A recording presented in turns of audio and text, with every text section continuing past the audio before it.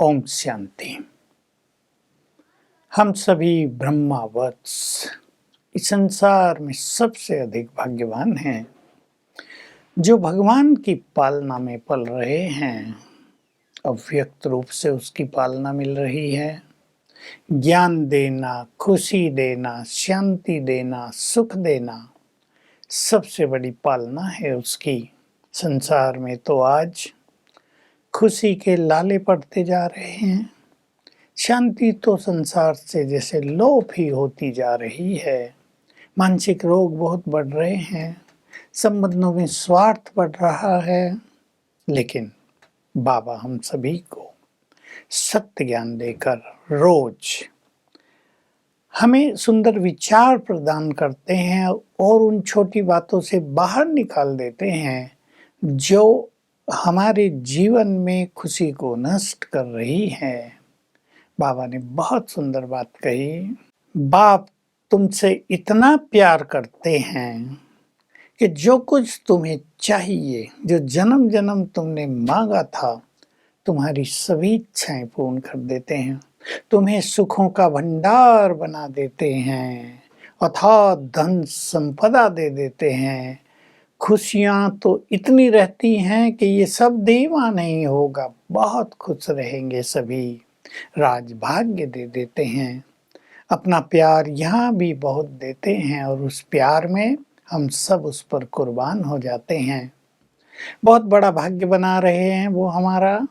और सबसे बड़ी बात यह है कि उन्होंने भाग्य की रेखाएं खींचने की कलम हमारे हाथ में ही दे दी है। अब ये हमें तय करना है हम अपनी रेखाएं कैसे खींचें।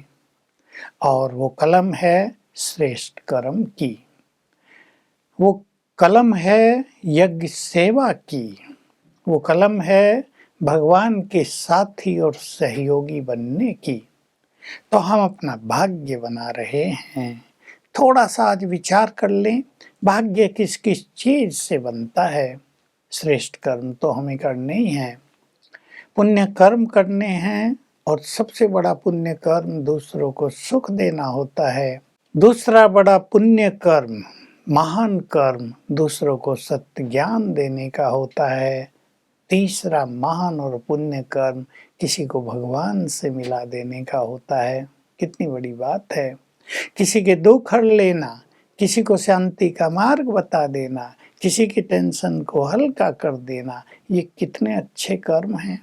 संसार में तो ऐसा हो गया है, कोई किसी को समझता नहीं, कोई किसी की सुनता नहीं, कोई किसी को मदद नहीं करता। परिवारों से ये शिकायत बहुत आती है, हमें कोई समझता नहीं, हमसे कोई हमारे दिल की बात नहीं सुनता। तो कितना भारी हो जाता है मनुष्य। शिव बाबा ने आकर हम सभी को बहुत हल्का कर दिया। तो हम अपने भाग्य की रेखाएं बहुत लंबी खींच लें, और इतने लंबी खींच लें कि जन्म जन्म वो भाग्य हमारे साथ चले। हर जन्म में हमारे पास श्रेष्ठ बुद्धि हो, हमारे पास पर्याप्त से भी ज्यादा धन संपदा हो, हमारा जीवन खुशियों में सुख शांति में बीते, हमारे संबंधों में बहुत निर्मल प्रेम हो। ये कुछ निशानियां हैं श्रेष्ठ भाग्य की। मान भी बहुत हो समाज में, देश में। तो हम सभी आज विचार करेंगे हम अपना भाग्य कितना बना रहे हैं पुण्य कर्मों से, दूसरों को सुख देकर। क्या हम अपने व्यवहार से, अपने संकल्पों से, अपनी दृष्टि से, अपने बोल से दूसरों को सुख दे रहे हैं। प्राय बहुत सारे लोग ये कहते हैं, आपने सुना होगा, हम किसी को दुख नहीं देते, भाई हम किसी को तंग नहीं करते। पर दुख सभी दूसरों को दे रहे हैं। परेशानियां दूसरों के लिए बहुत लोग पैदा कर रहे हैं। हम इन सब से बचेंगे। हमें जो सत्य ज्ञान मिला है वो ये भी है कि हम अपनी गलतियों को रियलाइज कर सकें। दुनिया में बहुत लोग पाप कर रहे हैं, 90% लोग पाप ही पाप में जी रहे हैं, लेकिन उनको इसका पता नहीं है कि वो पाप कर रहे हैं। वो बुरे वचन बोल देते हैं, वो क्रोध कर लेते हैं, उनकी कामुक दृष्टि रहती है और उन्हें पता नहीं होता कि वो कुछ पाप भी कर रहे हैं। हम सभी को ज्ञान हो गया है। सभी को सुख देना सीखें, सभी के दुख हरने के लिए अपने को लंबा काल तक सुखी बनाएं। लंबा काल हमारा जीवन सुखों में बीतता हो, तब हम अपनी दृष्टि से, अपने वाइब्रेशन से दूसरों को सुख दे सकेंगे, उनके दुख हर सकेंगे। तो पुण्यों की पूंजी बढ़ानी है।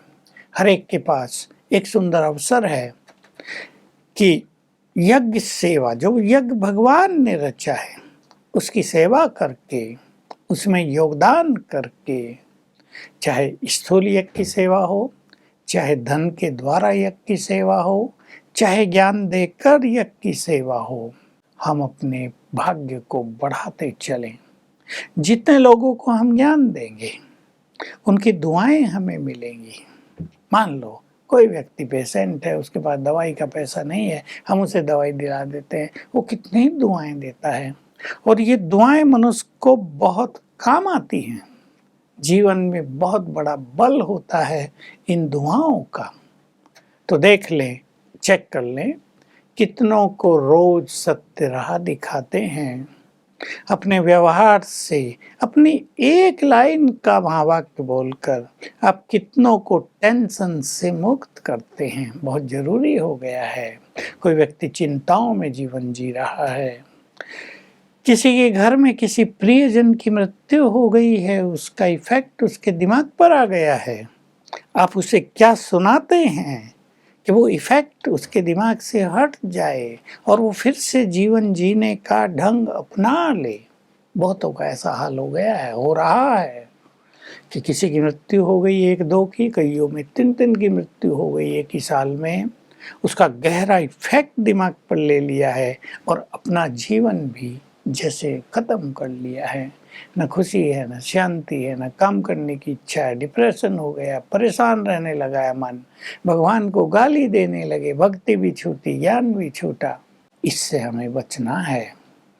ज्ञान हमें यही सिखाता है। तो दूसरों को कुछ अच्छी बातें सुनाकर उनको चैन देना आजकल के समय का सबसे बड़ा पुण्य है। और इससे जो दुआएं मिलती हैं, उससे हमारा भाग्य बहुत बन जाता है। तो सभी ये दुआएं लेने वाले कर्म बहुत करें। दूसरों के मुख से, मन से अच्छी फीलिंग्स हमारे लिए हो, अच्छे वाइब्रेशंस हमारे लिए हो। कोई हमें ये ना कहे ये तो जल्दी मरे, इससे जान छूटे हमारी, तो हम सुखी हो जाएं। ये कोई ना कहे, ये कहें ये सदा हमारे साथ रहें। तो बहुत सुंदर अवसर, श्रेष्ठ भाग्य बनाने का हमें मिल चुका है। ज्ञान दान जितना हम यहाँ करेंगे, उतना स्थूल धन हमारे पास जन्म जन्म रहेगा। ज्ञान श्रवण और ज्ञान चिंतन जितना अच्छा करेंगे, हमारी बुद्धि डिवाइन होती जाएगी और ये बुद्धि भी जन्म जन्म हमारे साथ चलेगी। जितना हम प्यार बांटेंगे, उतना जीवन बहुत सुखी हो जाएगा। अंडरलाइन कर लें, प्यार बांटना, अपने व्यवहार से, अपने बोल से, दूसरों को अप्रिशिएट करके, दूसरों को उमंग उत्साह दिला के अपनापन देना, प्यार बांटना, ये श्रेष्ठ भाग्य बनाने की निशानी है। तो हम श्रेष्ठ भाग्य बनाते चलें। अवसर मिला है बहुत सुंदर, इसको हाथ से जाने न दें। जैसा हम अपना हर जन्म देखना चाहते हैं, वैसा भाग्य बनाने का ज्ञान, उसकी कलम, वो श्रेष्ठ कर्म हमें शिव बाबा ने सिखा दिए हैं। तो हे भाग्यवान बाबा के बच्चों, अपने भाग्य को इतना ऊंचा उठाओ कि आपके मस्तक को देखकर, चमकते हुए चेहरे को देखकर दूसरे लोग भी भगवान से अपना नाता जोड़ सकें। ओम शांति।